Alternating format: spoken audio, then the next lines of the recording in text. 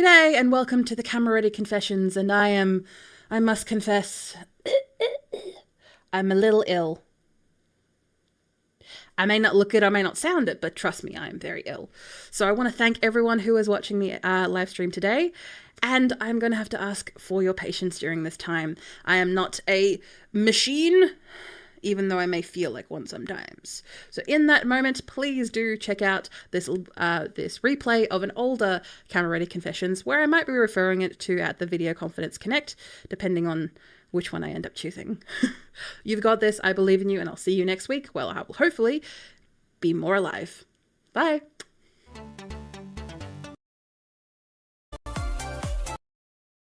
And especially on today, which is closing the gap day, where for those who are unfamiliar, the Australian government has been working fairly hard on doing its best to close the gap between Indigenous living and educational standards and the rest of Australia, honestly, Metro and White Australia. And every time they set these goals, they make a really big fuss out of it, whoever is in power at the time, honestly, when it comes to politicians. And then every single time they're not meeting those benchmarks. Yes, they're making progress. Great, but it's one of those things where not enough, it's not even funds, but not enough discretion. And then you're leaving Indigenous people out on the lurch again, as that continues to happen throughout history. And of course, I don't know the full scope. I am not a politician. I am not a historian. I just know that we have so much opportunity in Australia and resources to be able to put towards closing the gap. But it continues to be a gap.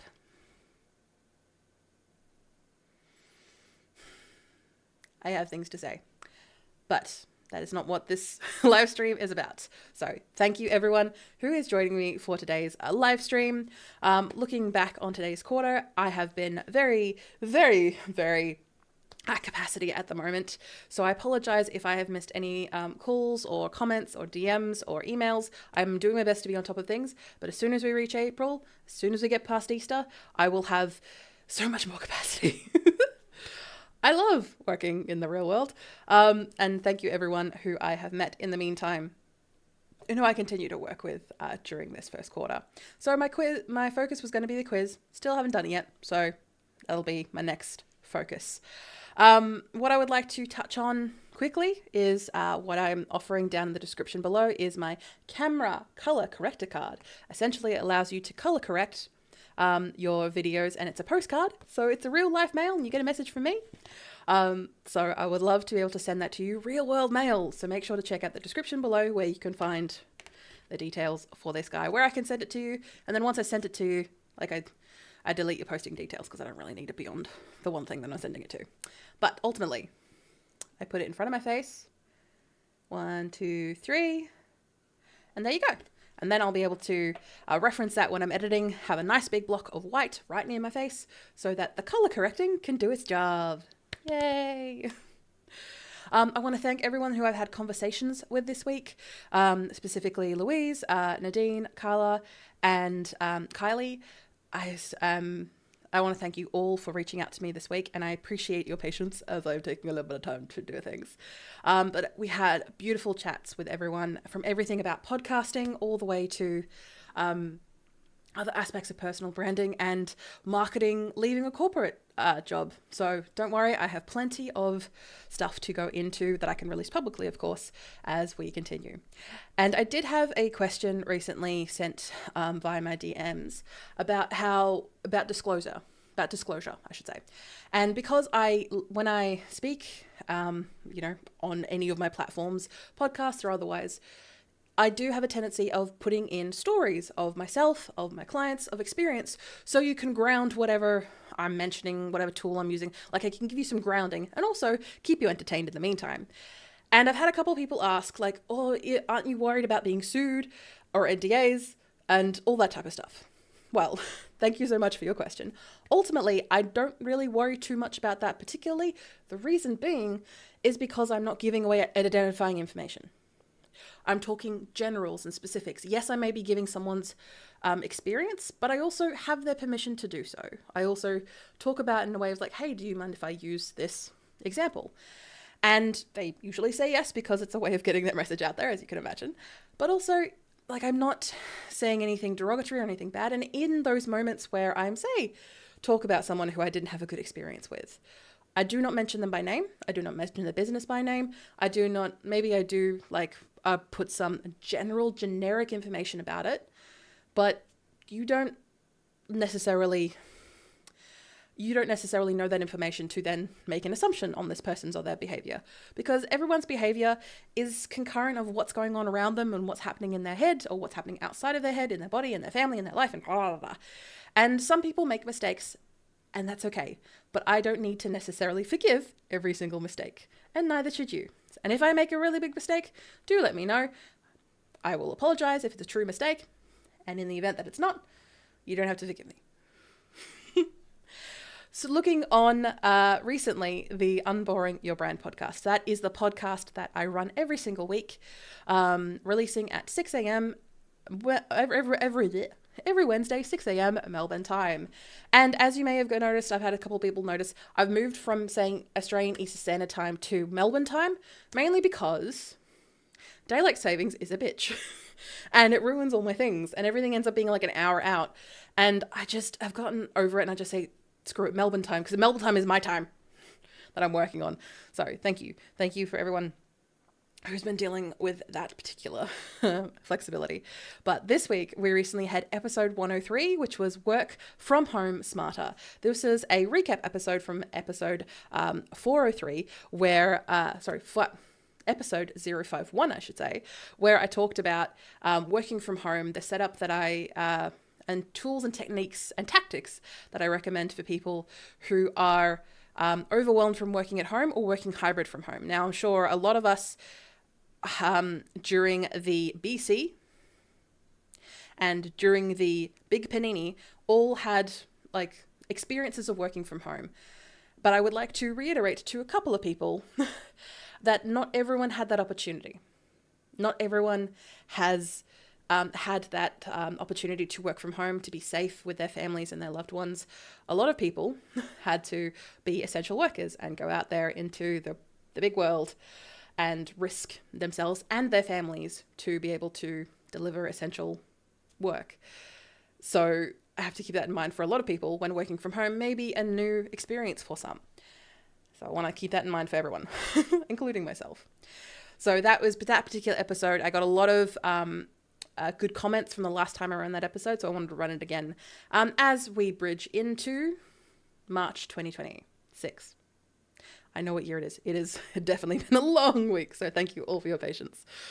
Moving on to Vic Podcasters. So you can find out more at vcc.training/Vic-podcasters, but essentially Vic Podcasters is the place where you is a online community on Facebook, LinkedIn, and your email newsletter where you can grow your podcast with beginner tips and friendly advice. And you can connect, create, and collaborate with other podcasters. And as you can imagine, we are drumming up for our big event that is happening tonight at 6 p.m. Melbourne time. So that is Scrappy Podcasting Sprint Live Q&A, where I will be streaming that to the people that are live in the room, and the recording will be available for all that register. And then little bits and snippets will be put out throughout the groups. So I wanted to have this as an opportunity for people that aren't able to make it live to be able to have their questions answered during the stream. So you can register for the event and then put those details down in there.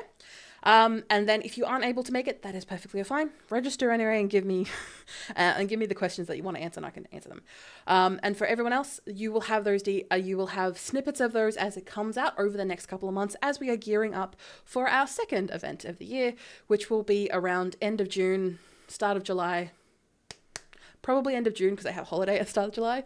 That will be about a certain aspect of podcasting that people really want to hear about. So we can always make sure that we set up those events.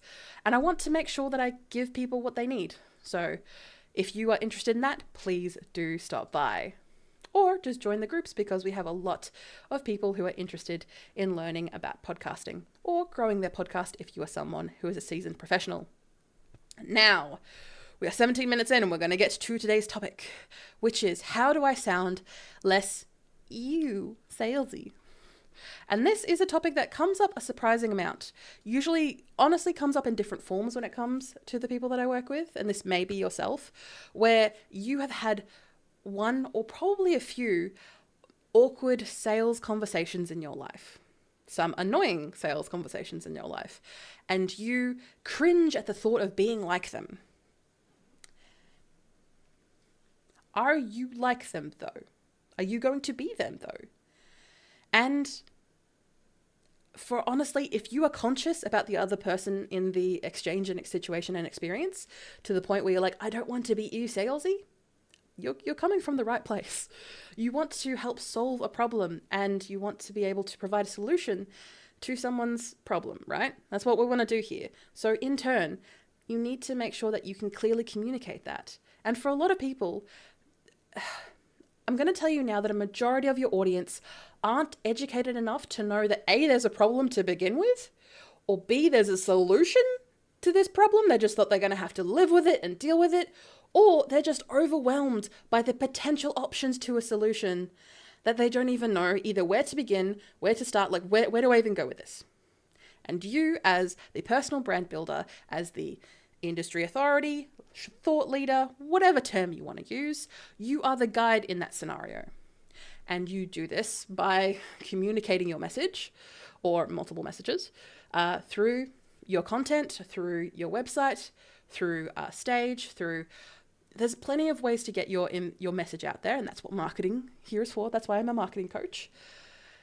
I also want to let you know that it is a skill that is practiced over time. Very much like confidence. Confidence isn't a magical phantom thing that just appears out of the ether of your inner core being and soul. It is a skill that is practiced over time. And for a lot of people, it's something that they don't want to practice because that is so far outside their comfort zone. And that's okay. But you want to help people. You want to serve people. So in turn, you need to brave that comfort zone and get out there. So here you are. And when it comes to selling, it is a skill, I'm going to say now, that I haven't fully mastered either. I am getting there in regards to skill because I put myself in situations that involve me selling myself, selling my personal brand, selling my skills and my message, but also selling the skills of others, referring other people, referring my business buddies, referring my acquaintances, referring people who I've met multiple times in real life and go, yeah, they're a good egg. Yeah, they can help you with your leadership problem. They can help you with your lawn problem. They can help you with your social media problem. Again, practicing selling when you are building a personal brand is a thing that you're going to have to build up. And you probably, most definitely, have a very unique story of why you started this personal brand, why you started this business, or why you do what you do. Why do you focus on who you focus on? There is a story behind that. And in turn, you're selling yourself and your experience in that interaction, in that experience. So try honing those sales skills, just nudging it over a little bit to help benefit you, be able to allow you to make money, provide for yourself, provide for your family, be able to live the life that you want to live. Because when exchanging services, products, you're there to help solve people's problems. And in turn, they're going to need your skills, your time, or a combination of both to be able to achieve that. So in turn, they need to pay you for your time and expertise. And that involves selling yourself. You've got this. So today we are going to discuss a couple of community questions. So for those who may be not in the know, community questions are short, sharp questions that people have given to me via email, DM, or comments sometimes. And I like to answer these as quickly as possible and as efficiently as possible to stop myself from rambling, because I do that a lot. And as you may have seen a couple of seconds ago, I was rambling quite a lot. I want to be able to be succinct. So in that, I'm going to have to try and be succinct while answering these questions. A little bit around salesy. I chose a couple of questions that were around sales. So we are going to take a break. I'm going to do a couple of things. I'm going to drink some water. I'm going to check that the technology is working because it's being a bit annoying. And in the event that it's not working, I'm going to fix it. And then we will go answer community questions.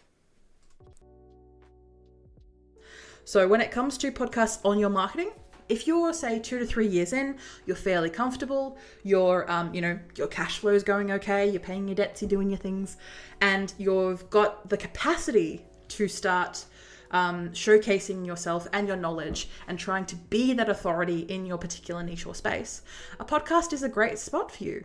It is a great opportunity. It is really easy to start, especially if you're only focusing on an audio-only platform. And if you are a yapper, to be honest, most of the people that I attract are yappers. We like to talk and like to talk. So for those type of people, a podcast is great.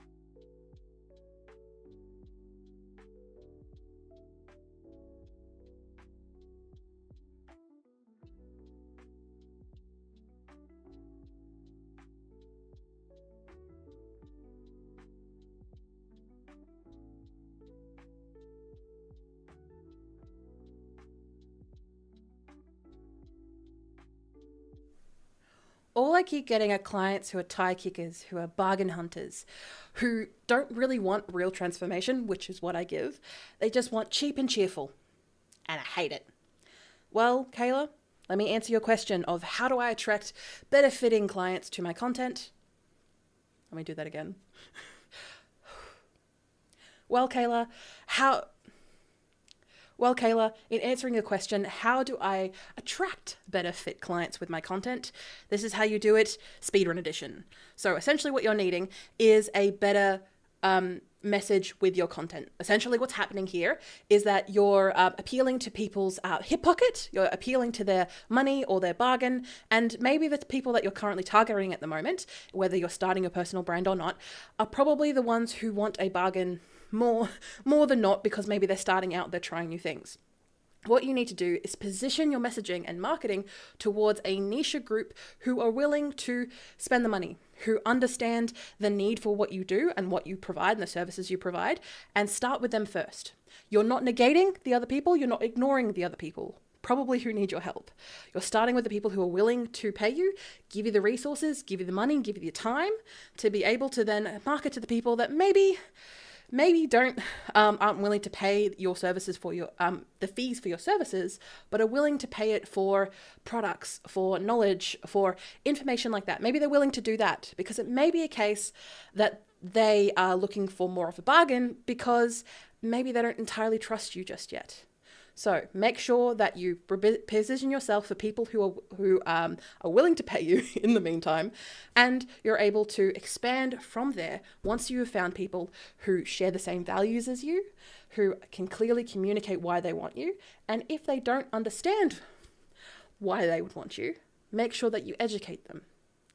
But it also helps to find people who know that you are the solution to their problem. And you do that by building trust over time with consistency in your content. You've got this, Kayla.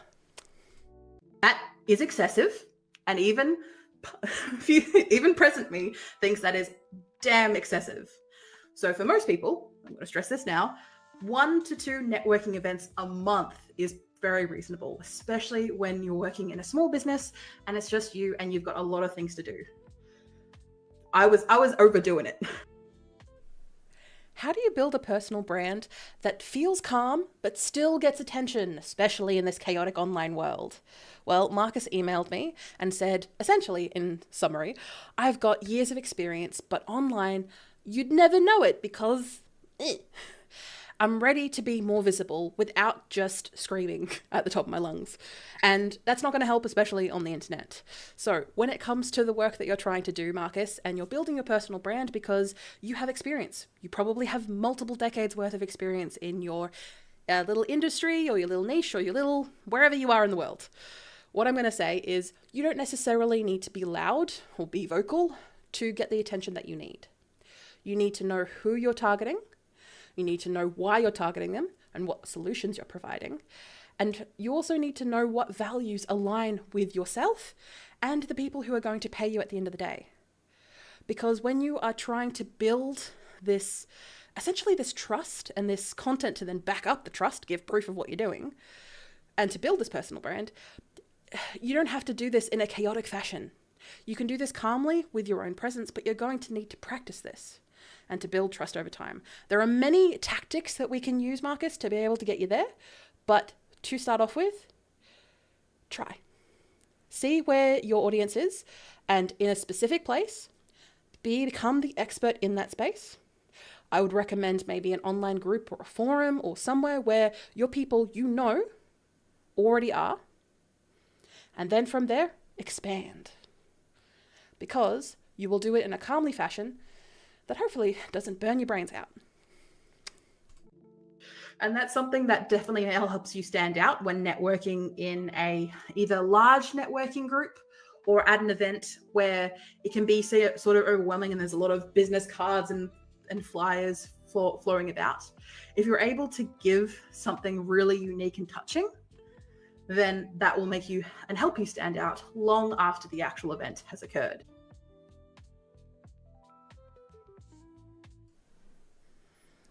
I'm okay doing the work. I just don't like talking about it. It makes me feel awkward. How do I show my value online and building my personal brand without feeling like I'm bragging? Well, Chloe, I understand exactly where you're coming from. And yes, you do the work and you do the work well. But you have to tell people about it. You have to be your best, you have to get them, not necessarily grab a microphone and start yelling in people's faces, but you do have to tell people about it. You have to put it on your website. You have to put it in your emails. You have to put it on your socials. You don't have to put it across a billboard and do that, but you need to tell people of your achievements. Same way as having a resume and putting your best foot forward when you're trying to get the job. You're trying to show people, because if you do not tell people, they will not know.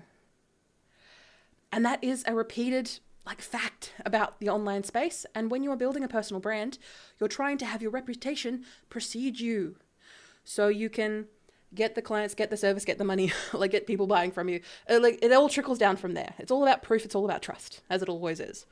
But for you, when it comes to showing value online, maybe reframe it away from bragging to informing a friend, to telling them what has happened for you. It can be something as simple as a post on social media, that letting people know that you've won an award, or that you've been able to get a new car. Or it doesn't even have to be monetary things, by the way, Chloe. It can be something as simple as, here is what I've been able to achieve, or I've spent the entire week without feeling chronic pain, and I've been able to help my community in that meantime. Those are accomplishments, and that's not bragging. You're telling people what you can achieve, what you have achieved, and what you're going to achieve for others who you serve. You've got this, Chloe. People are going to enjoy, and people are going to like you more if you let them speak more. People are going to keep talking if you stand there and listen and provide helpful tips every now and again. They're going to like you way more because you let them speak.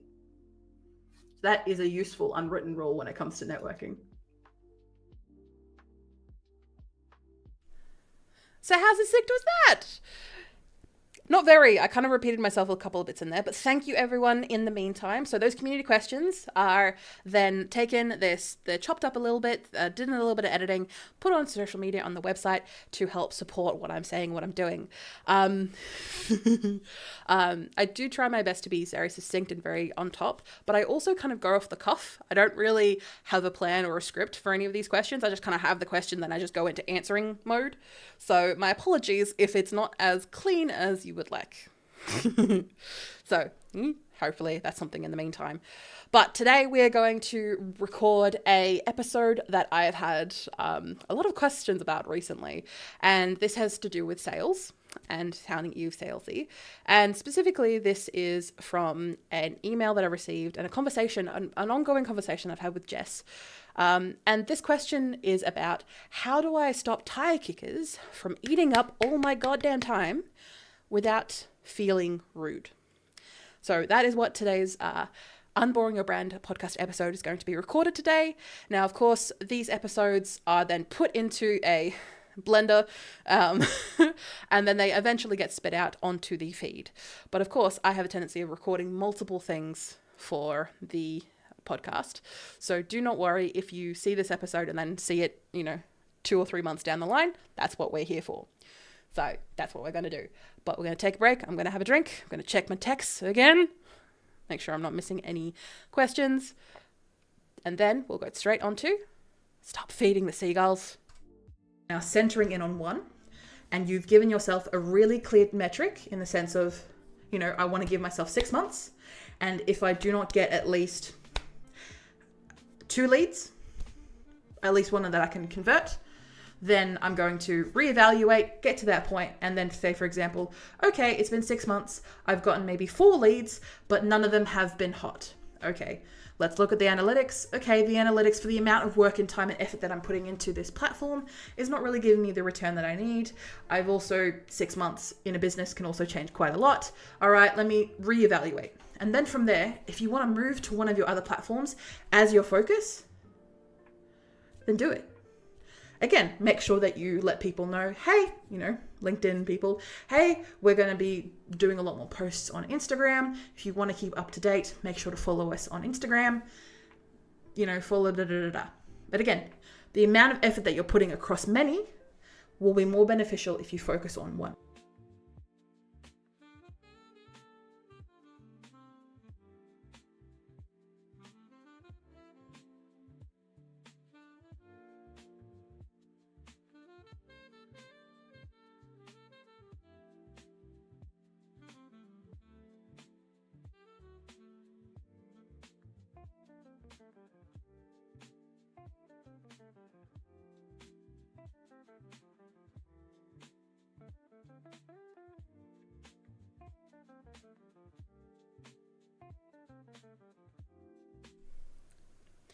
If you keep feeding the seagulls, they will keep coming back and your energy will be eaten alive. When I say seagulls, I mean tire kickers. Come with me. Welcome to the Unboring Your Brand podcast, where we are recording an episode about tire kickers. A long-awaited episode, I must say. So,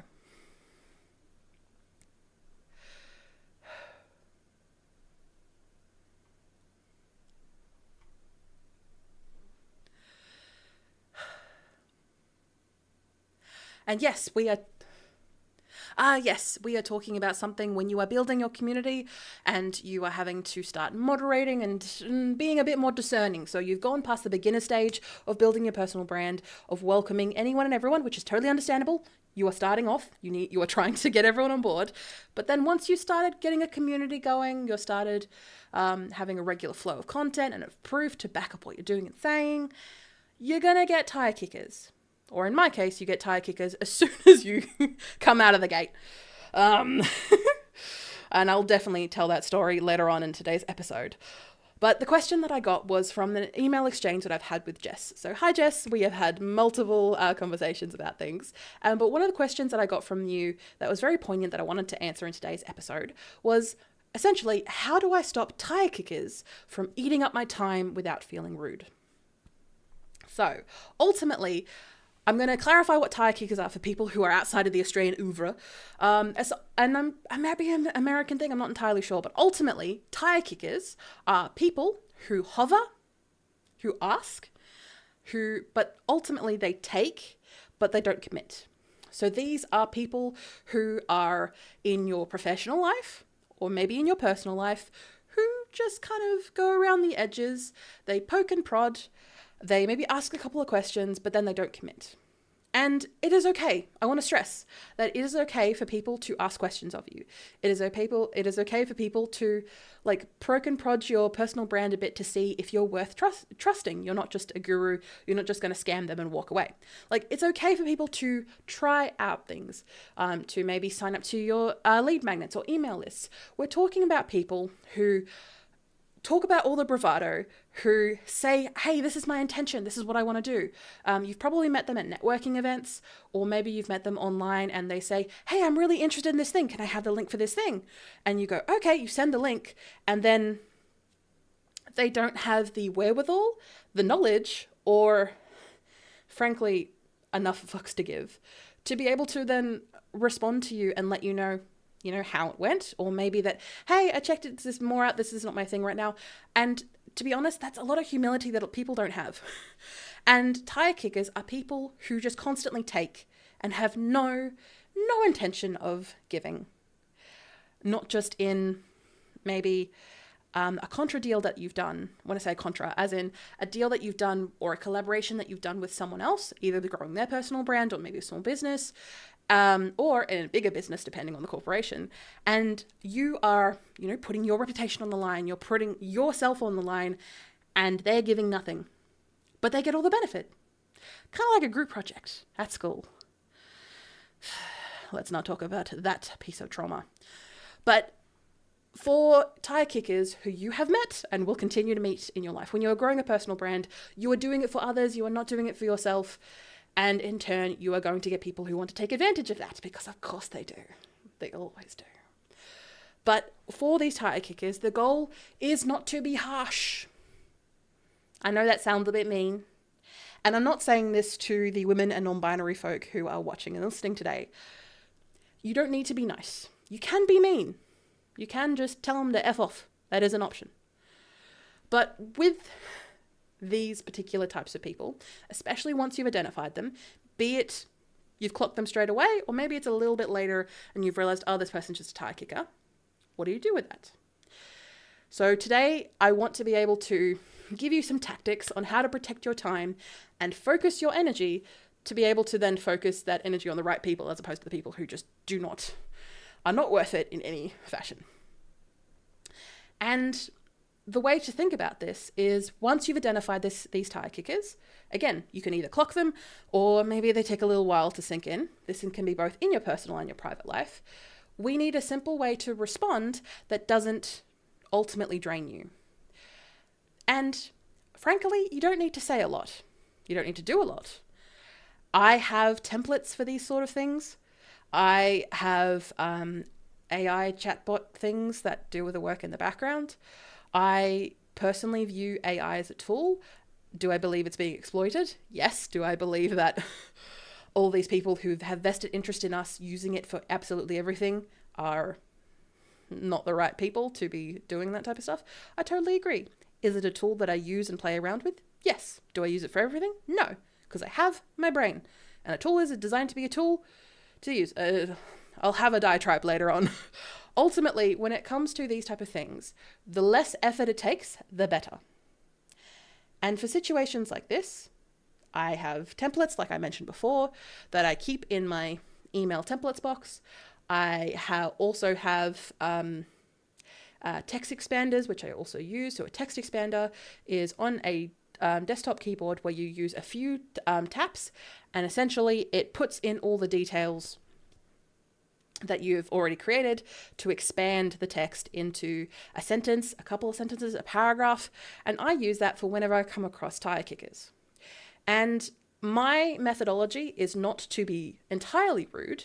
I can be upfront, I can be direct, but not to be, oh, F you for wasting my time, goodbye. Because it could be a case that someone's reaching out to you, acting like a tire kicker, but then they just got distracted or life things happened. And it's not a reflection of you, but the way you react is a reflection of you.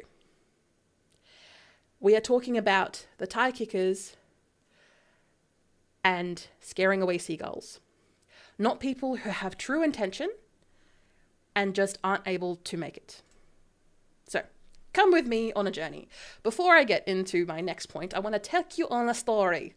Sit down, children. I'm going to tell you about the time that my first client absolutely screwed me.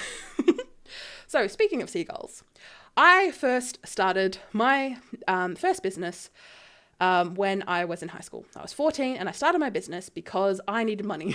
I needed money for food and I needed to live. And at the time in high school, I had around about 4 to 5 hours to kill every single day where I wasn't actively at school. I mean, I was on the school grounds, but I wasn't actively doing school in those 5 hours because this was before and after school. You can do the math on how long that was. And in turn, I started a business because I was able to take control of my life for the first time. I was able to make my own money and make good money doing it too. And once I started making good money, of course, had to pay for more things, which is the way of life. But my first client was a gentleman that I came across at a networking event. Now, Matthew, rest in peace, who organised my first networking event in Geelong in Wadawurrung country, where I am. I want to thank you, Matt, who has recently passed away, who organised those events. I told him I was 18. I was definitely 14. And I apologise for that, Matthew. Oh, but yes, so I met this gentleman who was starting a catering business. And at the time, I was incredibly fresh. I was incredibly new to it. And of course, I was also very young, so my frontal lobe wasn't fully developed either. But of course, I looked like an adult and I acted like an adult to the most part. So I took whatever opportunities I had with both hands. And this guy needed a logo. Cool. I charged $50. I'm going to tell you now, that was way too low for the amount of work that needed to be done, but I used it as a learning opportunity. But it was because I didn't know how to price things. I didn't know how long something was going to take, and $50 was not worth it. If you're starting out, don't charge $50 for a logo. And I followed tutorials. I made sure to put these, I took his recommendations, I put stuff together, and I also made sure that when I sent him over the files, I made sure that they were low poly, as in low quality, and I had my copyright over the top so he could see what the logo looked like, but wasn't going to shaft away and run away. Or so I thought. Dun, dun, dun. And then, so I sent the logos to him. He came back to me almost within a day, saying, great, awesome, this is the changes that I want to see, awesome. So then I made some changes and gave him the revisions. Again, these were low poly, had my name plastered across the top because of copyright. And then the second time, didn't hear from him for a day. Didn't hear him the next day. Didn't hear him a day after that. So I thought, oh, this is strange. He was very gung-ho. Okay, I'll send him an email and see what happens. 2 weeks later, after multiple phone calls, multiple emails, and multiple texts, he does not respond. He has ghosted me. And unlucky for him, I knew where his offices were. So one day I had some free spare periods. So ultimately at school, technically I should have been on school grounds, but we'll digress. And I took a bus, went to his office, and got into the office. I chatted with the nice receptionist who probably was a relative. And she ultimately said, oh, he's not in right now. Oh, he's left to go talk to a client. I said, that's okay. I'll just sit in the office and wait. And she couldn't say no. So I did. So I went, sat in the office. I sat down, positioned myself, looked up. The entire room was filled with Vistaprint quality everything. I am talking banners, pens, like shower curtains, notepads, everything you could possibly think of was in this tiny room. Like, it wasn't a very large office either. It was a tiny room. And it was wall to ceiling in one of my now looking back, I say shitty designs, but one of my low quality, as in the size quality, because I did good work, by the way. Even though I was new to it, I did good work, by the way. With my name still plastered across it on what I could judge about $5,000 worth of materials. And again, that was the stuff that I could see, let alone the stuff that he had in like boxes or in cupboards or what have you. And I'm just sitting here getting angrier and fuming. This guy spent $5,000 plus on Vistaprint. Now, Vistaprint is a print-on-demand service in Australia. And I want to say, I have Vistaprint stuff. Like, my camera color corrector card is Vistaprint. I have a couple of other things. I'm not saying Vistaprint is bad. I'm not saying that at all. What I'm saying is, someone who didn't even want to spend $50 on a on a logo from a high schooler was spending $5,000+. Oh my God. So yes, as you can imagine, I'm sitting there fuming, getting even more angry. And then I honestly have no idea how long this was, but then he eventually came into the office and he saw me and physically jumped because his receptionist either wasn't there or just didn't care to tell him that I was there. So he jumped. He almost went, ooh! No, I'm sure that doesn't translate well on sound. And of course, internally, that made me laugh because I'm just like, yeah, you do jump. And so he sat down. Now, now I'm telling the story, this isn't necessarily a tire kicker situation. This is more an exploitation story. But looking back now, I should have seen the signs. Not of his eagerness and then lack of eagerness, but more his just wanting to poke things, wanting to prod things, asking questions, and then not following up. He didn't want to sign a contract, even though I had drafted one up. He said, I'll sign the contract, but I need these things done now that I know that's a red flag. That's a bit more exploitation than it is tire kicking, but all of the signs were there for someone who was not going to hold their end of the bargain. Now, continuing my story, obviously, he sat down, he tried to position himself into his desk, barely could fit, by the way, because of all the stuff. And I said, in very calm tones, because when I get angry, I get fixated, I get poignant, and my dictation becomes very abrupt and very painful to people. And he then in turn just gave me the $50. Like, he opened his wallet, gave me the $50. And I just said, you aren't going to make it. And like, I just took it and took my bag and walked out. And when I said he isn't going to make it, that wasn't a death threat, by the way. That was you are not going to make it in business with this type of attitude. You are not going to make it in business with this type of mentality. And of course, his business lasted 6 months and then promptly collapsed. So when it comes to tire kickers in your world, maybe this example is not the most straightforward example I probably should have given there, but it was a fun story nonetheless. You're entertained. When it comes to these tire kickers, you need to use a methodology once you have identified them. Of course, I was naive. I was still new to the world. They were my first client. I was still I did all my best. I made sure not to give them the thing right away. I knew enough, but I didn't know everything. But with the tire kickers that you come across, once you have identified them or once you've seen them a mile off, using this method, the kind, clear, closed method. And thank you to Susan Kalber, the Notebook coach, for this method that I have borrowed and put into personal branding perspective for us all.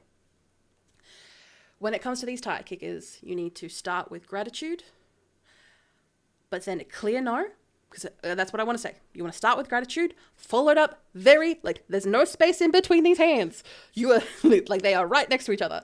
You start with gratitude, quickly followed up by a clear no, and then closing the loop. If you have been dealing with any technical people as of late, closing the loop you are hearing a lot of in vernacular and speech. For you, being kind is thanking them for reaching out, or thanking them for probably reaching out to you more than once or on multiple different platforms, and acknowledge their energy. Acknowledge the passion that they're bringing, or maybe just thank you for giving your life story. You don't have to sound as sad as I did just then, but you can thank them in a kind tone. And of course, for all the women and non-binary folk who are watching, you also don't have to owe them kindness or warmth. You can just thank them. You don't have to put anything to it, especially if it's done by a text method. You don't necessarily need to owe them too much. Because especially these tire kickers. But if they're family, you might need to let them down easy. to avoid any blow-ups. The next thing, you want to be clear. You want to say why it's a no. And it doesn't even have to be about them and their behavior if you do not want to bring it up. You can say that, for example, you're at capacity, or I have already scheduled in my volunteer or charity work for this year. Or maybe something, ultimately you want something that is very clear without over-explaining. Unlike me, because I do that a lot. You want to be able to keep it to a sentence or less because you're trying to be clear. And again, you're saying no. And if you need to come up with an excuse, so be it. Have it be close to a real excuse though, because if you lie, there is a chance that might backfire on you. Just FYI. You want to be clear. And once you've finished with being clear, while saying no, you want to close the loop. You want to end the conversation so there's no dangling follow-ups or potential reach-outs, or, for example, they're like, oh, maybe it's not the right time for you, or you're at capacity now, I'll contact you in a month or two. And you want to be able to end that, again, with a very clear sentence that just says, thank you so much for reaching out. Best of luck finding other providers. Like, that is an example, but you're closing that conversation, but you're not closing the entire thing. Like, for example, if they want to reach out to you for a different service or a different thing, but maybe it's a couple of months after, so they're not as tire kickery, awesome, great. Maybe you can start, and there's been plenty of relationships that I have had with clients where that has been the case, where they've been tire kickers, and then a year later, they realize, oh, this is actually quite hard, I need your help. Awesome, thank you, great. You're not, like I said, you're ending this conversation and saying no for now. You're not saying to no to them as a whole. Now, if they're being malicious, if they're being predatory, sure, kick them to the curb and tell them to F off. But for everyone else, close, be kind, and be clear. And especially with these seagulls, as you can position them in your mind, you can keep this open-ended. Your template can be open-ended if you want to use that. But if you do keep an open-ended for whatever reason, you are going to invite more messages, more tasks that take up more of your energy, and ultimately more hovering without any pouncing. And leaving it open for them can leave a bit of resentment and bitter taste in your mouth. And that's not what you want to do. You don't want to open your DMs, open your emails, or open, your phone with your text messages with that feeling of disgust, with that feeling of resentment bubbling up within you because of you're just trying to be nice and you're trying to be kind, you're trying to let them down. No. Be clear, be kind, close it. And in the event that they don't contact you again after the clean close, they probably weren't the right fit because they were clearly just wanting your time, energy without giving you the money in return or the resources that were going to be exchanged. And the bigger you get, and when I say not you personally, the bigger your personal brand gets, or the project that you're working on, which I've talked to a couple of people about, or your business, as it gets bigger, you are going to have more people wanting your time. So this needs to become a core skill for you, and it's going to be something you're going to have to repeat consistently. This is why templates are useful. This is why processes are useful. And for me, I now very much have gotten to the point of my personal brand where I very rarely offer time. If you want my time and you want my skill and expertise, pay me. Or join my Camera Ready Confessions live streams where you can interact in the comments and I can answer it there, because those are times, or regular Academy chats that I have with, say, Omni Sam Spark Academy, approved, by the way. If you are someone who wants to ask me a question, those locations and times are available because I make them available. But outside of that, I'm going to need time in it. I'm going to need an exchange for money for my time and my knowledge and my skills. But as you get bigger, this is going to happen to you, and it's going to happen more often. I also want you to keep in mind, I want you to keep your customer avatar, so the person that you're doing this for, and your goals front and center. Because you can get distracted by doing menial tasks, and this goes for all building your business and your personal brand. You can get distracted by doing menial tasks that don't affect or don't even help your customer avatar and don't help you achieve your goals.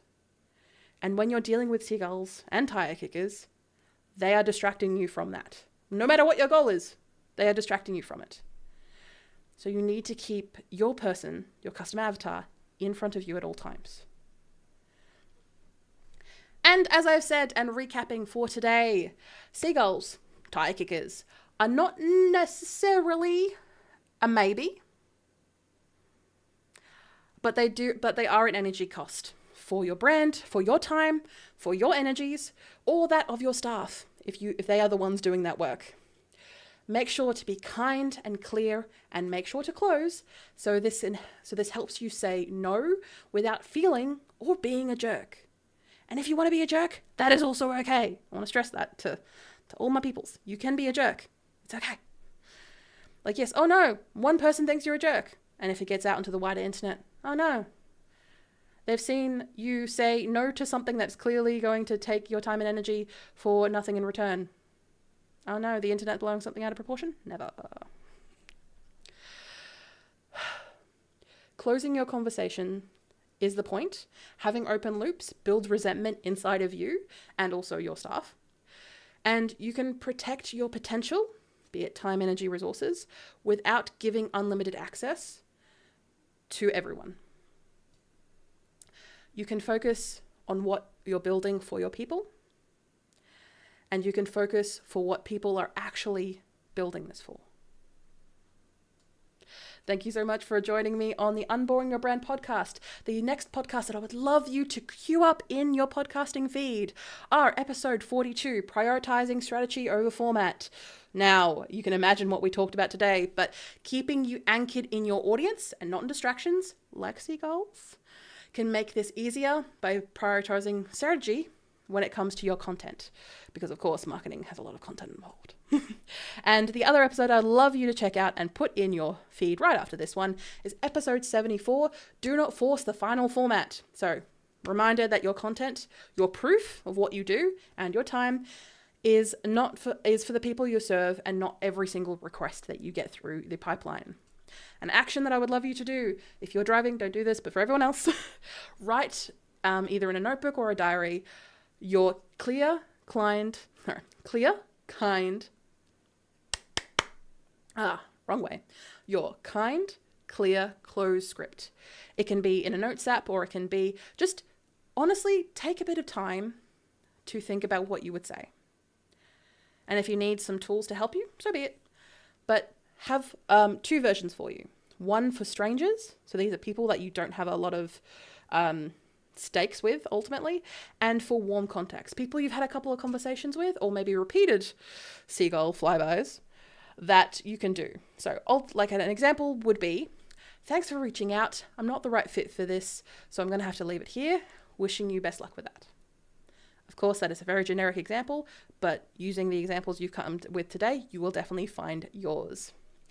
And I would love to offer anyone who is watching or listening to this to check out our, as I mentioned, camera-ready confidence live streams that I run free as a weekly place to get practical momentum and ask your questions. And we do this 10 a.m. Every Friday, Melbourne time, and that live stream is an opportunity for you to do this on Facebook, on LinkedIn, on Facebook, on Twitch, on our website. We are everywhere. So if you need a question answered and you don't want to be one of those seagulls, you can always reach out to me at those times on that platform. Or if not, you can always just reach out to my DMs and I'll just point you in the direction of the CRC. And if this episode has helped you or someone you think it should help, make sure to hit subscribe and follow so you don't miss the next episode, which is next week.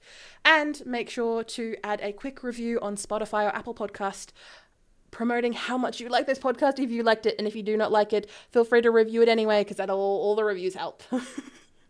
Thank you, and I'll see you next week on the Unboring Your Brand podcast. Why? Because she was able to bring those people who are interested in what she does with her. And for the people who wanted her old stuff, her old website was still there. She just wasn't going to be able to help or serve people in that direct way anymore. And that is okay. Your personal brand should grow with you as you grow throughout your life. Thank you everyone for joining me for this week's Camera Ready Confessions, which was filmed on the 20th of March 2026. I forgot to do that at the start. Oops. Thank you for everyone who had commented, asked questions, put your thoughts or your ideas for topics in the chat box. And make sure I will watch after the live stream as well, #ReplaySquad, to answer any of your comments or questions. If you've missed any part of the live stream, do watch or listen to the whole live stream on our website, vcc.training/camera-ready-confessions, because I like to be clear with my URLs. Or you can watch it on this platform of choice, however you found us. Next week, the stream is, why are my videos getting ignored? This is a question I get an awful lot, and there are plenty of reasons, and we'll go through them in next week's episode. You've got the skills, you've worked with clients, your offer is actually helping people. Yay! So why are your videos sitting there with 3 views? And one of them's your mum. So we, for the next Camera Ready Confessions, we are digging into why good content still gets overlooked. And no, it's not because you're boring or you're bad on camera. It's because you're not speaking your audience's language. And the algorithm's language, to be perfectly honest. If your dream clients can't find your content, can't find your proof, they definitely can't watch it. So we'll look into how using the right words with the ones that your audiences actually type in and search for changes everything, and how small shifts in your message can help you lead to bigger changes in engagement and hopefully the people that you serve. As always, we'll catch up on the latest world of personal branding and video marketing news, what's working, what's flopping, and what you can swipe for your own content. With, of course, credit, because we need to credit these things. My hair is gone, because get back there. Or not. I give up on you. I'll see you. I'll see you there. And thank you everyone for joining us. We're going to finish up because we are just on time now. Make sure to confess your camera. I got to remember my own tagline here. Confess your camera sins next week. Same time, same place.